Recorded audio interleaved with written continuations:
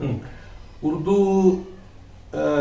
उर्दू से मुसलमानों का रिश्ता एक जज्बाती रिश्ता है जी। उर्दू सिर्फ बोलचाल की जुबान नहीं है, एक तहजीब की निशानदेही करती है।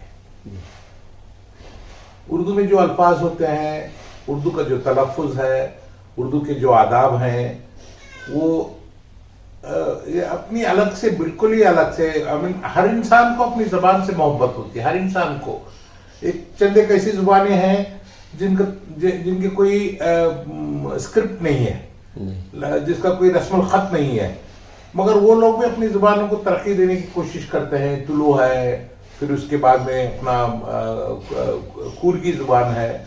ज़ुबानों की, मगर ज़ुबानों की तरक्की, ज़ुबानों की तरक्की चंद एक शायरों से, अदीबों से, या फिर उसकी ज़ुबान को चाहने वालों से नहीं होती, बल्कि ज़ुबान की तरक्की उस वक्त होती है जब वो अवामुन्नास में आम हो। जी। उर्दू शुरू हुई थी इसी तरह बिल्कुल। उर्दू 17th-18th सेंचुरी में शायद, या फिर उससे अर्लियर, इसको लश्करी जबान कहा जाता था। हिंदुस्तान की फौज में उस वक्त जो भी हिंदुस्तान के हुक्मरान थे, उनकी फौज में तुर्क से आए हुए, अफगान से आए हुए, हिंदुस्तानी जो हिंदी बोलते थे, फिर ईरान से आए हुए, इन सब, अरब से आए हुए, इन सब जुबान बोलने वाले लोगों का एक इख्लाक था, सब मिले जुले थे। तो उनको एक कम्युनिकेशन की जुबान थी, वो खुद ब खुद इवॉल्व हो गई, फिर एक बहुत ही अच्छी जुबान के तौर पे तरक्की कर गई। मगर बदकिस्मती से उर्दू, इसमें 20वीं सदी में खास करके जब आज़ादी जब से मिली, उर्दू के खिलाफ एक तहरीक उठी, एक साजिश हुई कि उर्दू को ख़त्म किया जाए, क्योंकि उर्दू को ख़त्म करने से मुसलमानों की तहजीब ख़त्म हो।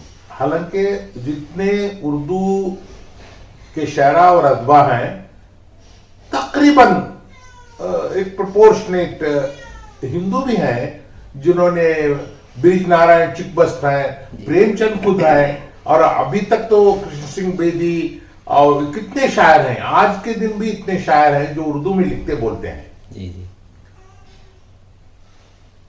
मगर बदकिस्मत ये हुई कि उर्दू दानों की हटधर्मी से और हिंदी वालों के खौफ से कि कहीं हमारी जुबान न खत्म हो जाए, उर्दू का जवाल शुरू हुआ।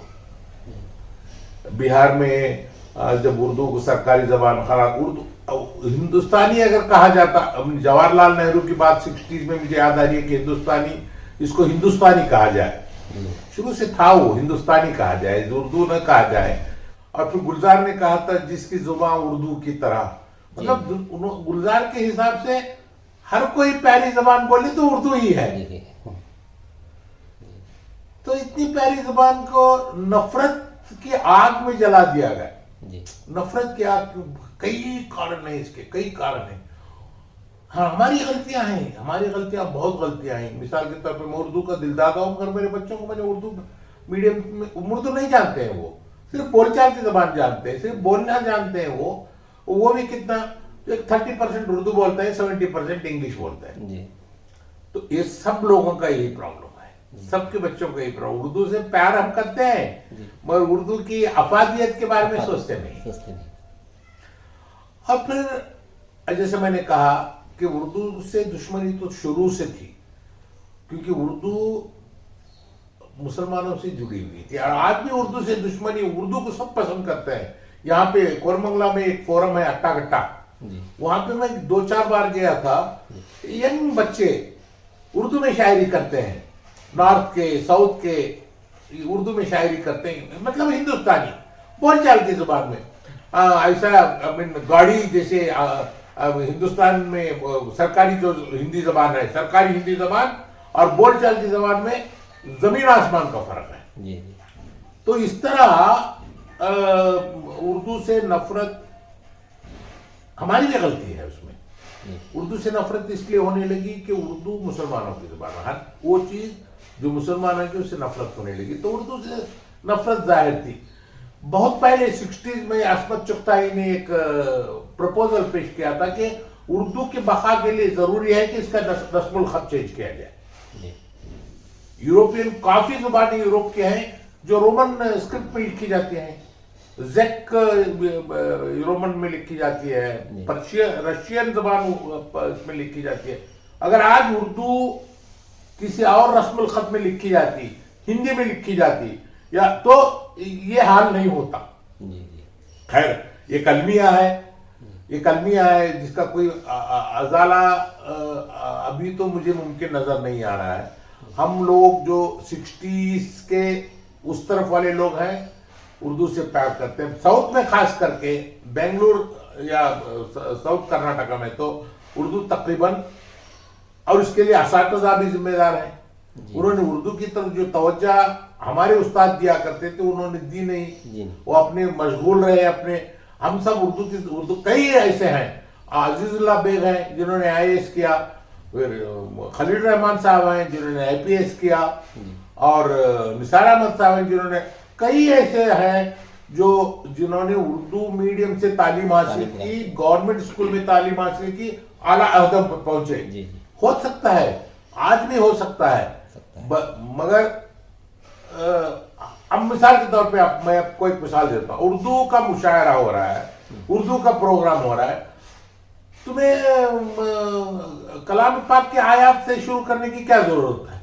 एक कल्चरल प्रोग्राम है भाई वो, तो नेचुरली सामने बैठा उर्दू दल जो होता है, हिंदू जो होता है वो सोचता है, हमेशा ये सोचता है कि वो हमारी जुबान है, उर्दू को उर्दू ही रहने दिया जाए। उर्दू को अगर